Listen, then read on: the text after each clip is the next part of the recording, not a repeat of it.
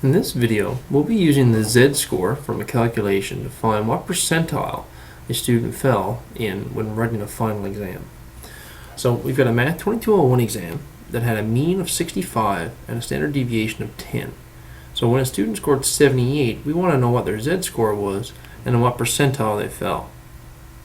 So first of all, I need to use the Z-score formula, which states that I need to take my data point, which is x, subtract mu, which is the mean, and divide it by the standard deviation. So in this case, my Z-score will be calculated using 78. I'm going to subtract off 65,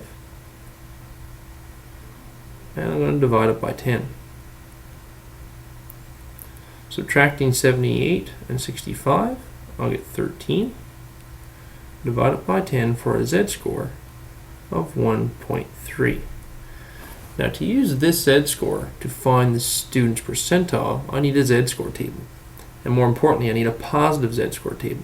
Remember, positive Z-scores indicate the student was above the average, which you can see 78 is above 65. So let's go to the positive Z-score table.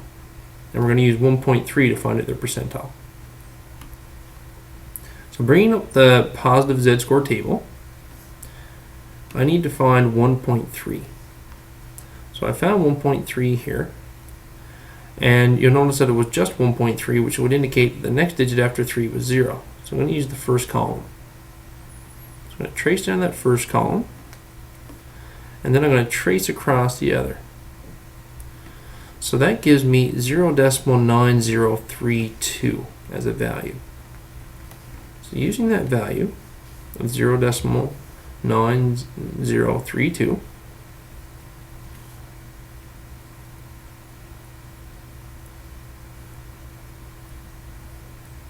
this would be given us a percentage in decimal form.